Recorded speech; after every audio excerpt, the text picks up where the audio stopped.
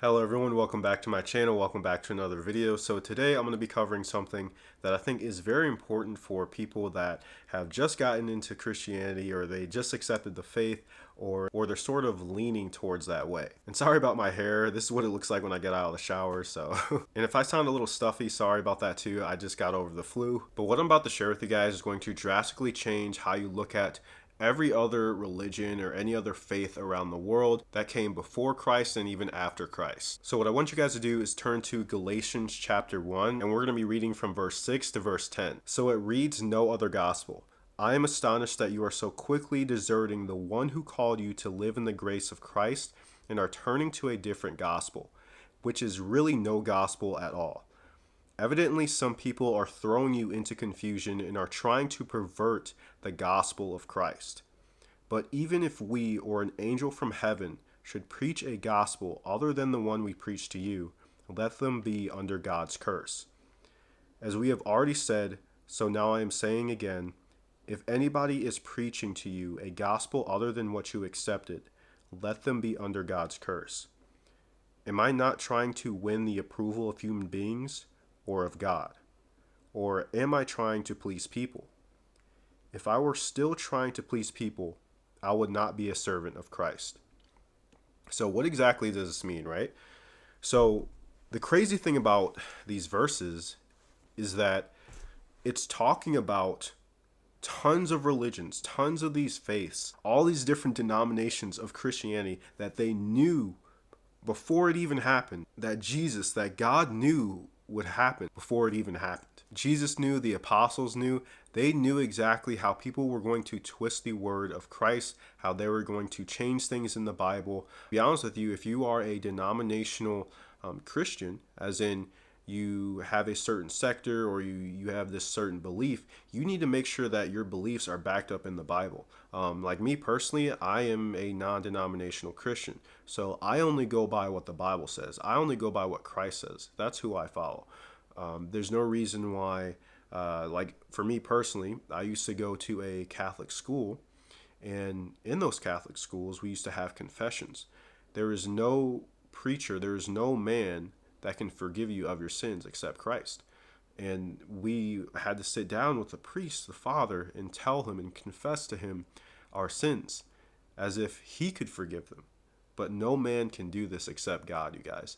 So you have to understand and be able to decipher and distinguish what is biblical and what is not. Do your own research. That's why I think it's very important to not only read the word regularly, but also, pray to the Lord, ask him for not only forgiveness, but also wisdom, and to open up your mind and to give you the Holy Spirit, because he will give you guidance. It will lead you towards the right path. This world nowadays tries to make things so confusing and so just complicated when it's really not. If you believe that Christ is your Lord and Savior, you believe that he died for your sins, you repent, and you don't live in sin anymore, then that's what really matters. All these other denominations and beliefs and religions, I'm not going to throw out specific ones out there, but obviously you know what they are.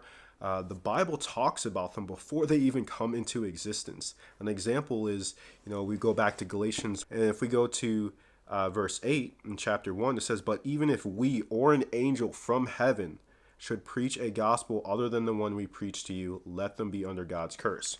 And there are a handful of religions, a handful of other beliefs that claim to have a angel from heaven, that it came down and told them that this is the word of God, this is the new doctrine or whatever.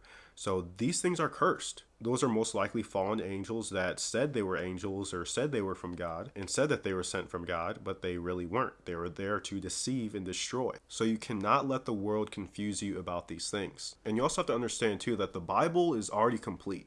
There's nothing else that needs to be added or taken away. It's just as God had willed it. And some people will say, "Oh, well, there's missing books in the Bible. There may be some errors. There may be some mistakes, or this book shouldn't be in the Bible." Well, I believe regardless whether a book is supposed to be in the Bible or not, it was all part of God's will in making the word how it should be and how it was supposed to be. And you cannot fall for the devil's tricks, you guys.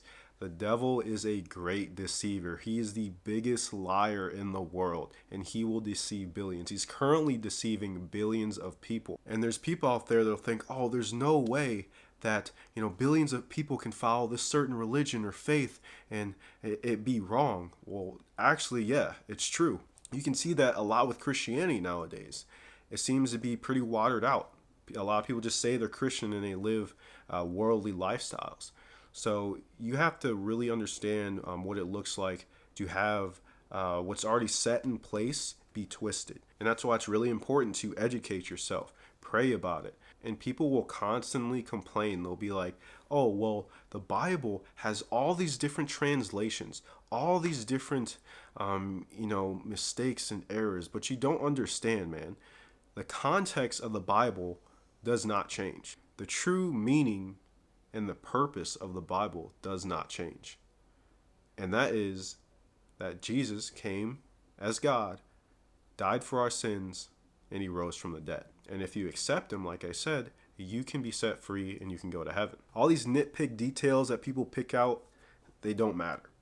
Honestly, they don't matter at the end of the day. Like me personally, I believe everything in the Bible happened. I believe every single thing. I truly believe that every single thing in the Bible happened because I believe it's a word of God. It was written by man, but it was inspired by God. And God does not make mistakes. He is not an author of confusion. The devil is an author of confusion. But other than that, you guys, that's really what I wanted to cover in this video. I really had it on my heart to talk about this today, and expect more videos like this because I love talking about these things, and it really stirs my mind and gets me thinking sometimes of, how do people come to certain conclusions? How do people come to faith? But I think it's very logical, especially if you're able to read the word consistently, which I recommend that you guys do.